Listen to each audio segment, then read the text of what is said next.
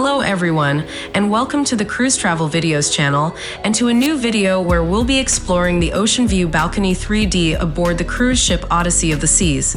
We'll look at what's great, what's just okay, and what's less convenient, and we'll try to give it a personal rating at the end. Let's head aft to our cabin. Notice that this hallway seems narrower than on the Oasis-class. Could it be related to the fact that on this ship, the cabins are on average 9% more spacious than on the Oasis-class? If anyone has the answer, leave us a comment. For safety reasons, doesn't it still seem a bit narrow? The entrance is typical for Royal Caribbean, quite narrow.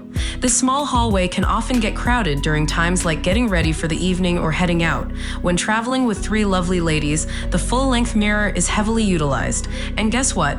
The entrance to the restroom is right in the same spot, which somehow has managed to contribute to the overall congestion. Let's also add that this hallway is very short, possibly because the bathroom takes up less of the room's volume. On the other hand, the daylight white LED light in front of the mirror is fantastic because it disperses naturally.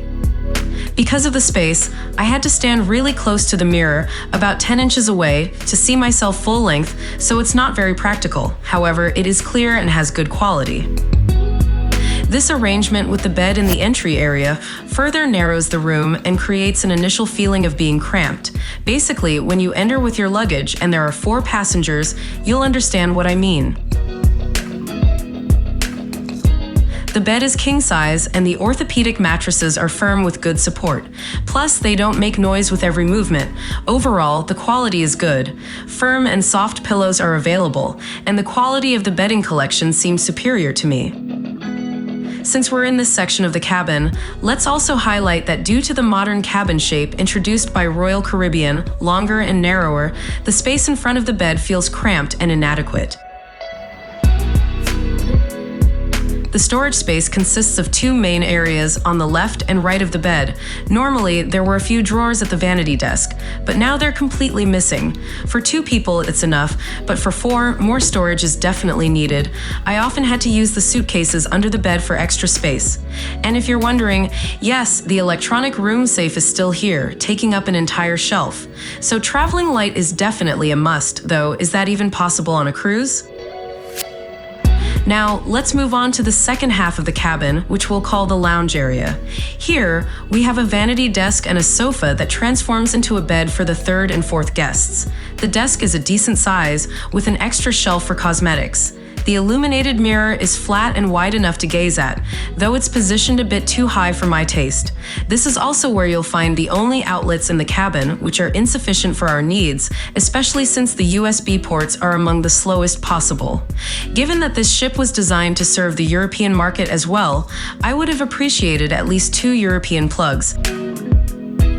We also have a small hairdryer and a cooler here.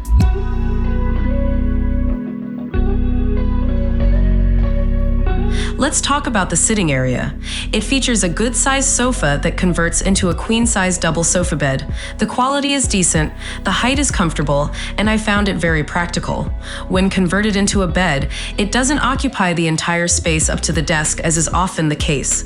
A usable floor space leading to the balcony remains, which is a nice touch. As usual, Royal Caribbean doesn't invest in the latest digital phones. As a frequent user, I find this model to be obsolete. Additionally, there's a Samsung Smart TV in the lounge area. It's of good quality and offers basic channels in several languages. We mostly used it to check our account or the daily schedule. The only downside is that it's fixed and doesn't tilt towards the sofa, which can be a bit inconvenient.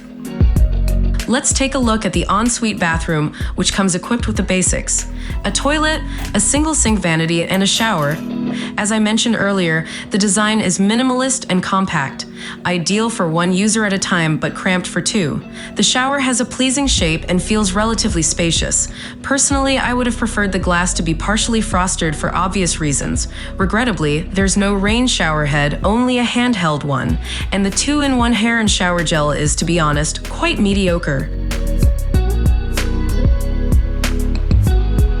I I've never been fond of this type of sink, increasingly found on modern ships.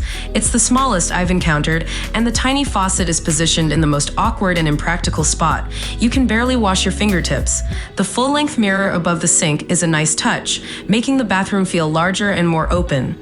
There are a few spaces for toiletries, which are adequate for 2 guests, but certainly not for 4. And that's about it for the bathroom, nothing more to say here.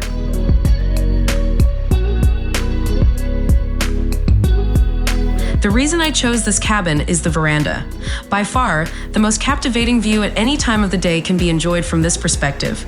For instance, in Santorini, the balconies on the starboard side have no view, and in Mykonos, the balconies on the port side don't overlook the town or the windmills. Moreover, in the Meltemi wind zones, the aft part of the ship is the most sheltered spot.